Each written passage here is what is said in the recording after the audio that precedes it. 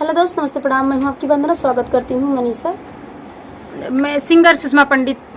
के चैनल पे आप सभी का स्वागत है और मैं आप सभी को सादर प्रणाम करती हूँ। अपने चैनल पे वेलकम करती हूँ आप सभी का। तो आप लोग हमारा और दीदी का साथ में गीत सुनिए और अपना प्यारा आशीर्वाद जरूर दीजिएगा। पियवा से दूरी साहब कैसे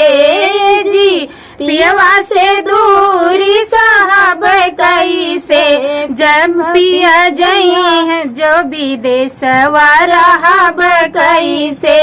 पिया जई है जो विदेशवा रहब कैसे, पियवा से दूरी साहब कैसे, पियवा से दूरी साहब कैसे, पिया जई है विदेशवा रहब कैसे, पिया जई है विदेशवा रहब कैसे, ससुरु के बोलिया तो हम सह लेबै, ससुरु के बोलिया तो हम सह लेबै, सासू के बोलिया साहब कैसे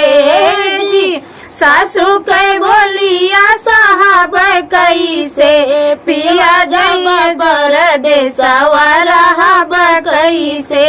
पिया जब परदेसवा रहब कैसे, पियवा से दूरी साहब कैसे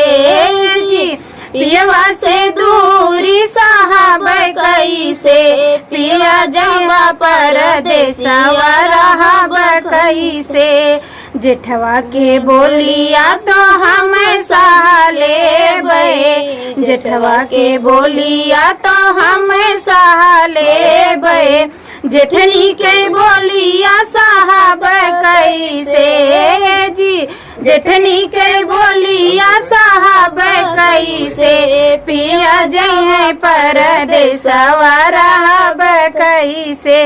पियवा जई है परदेसवा रहब कैसे, पियवा से दूरी साहब कैसे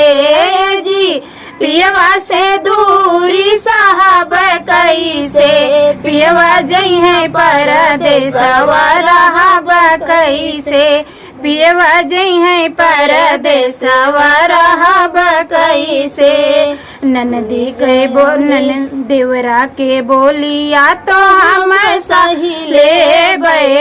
देवरा के बोलिया तो हम सह लेबै, ननदी के बोलिया साहब कैसे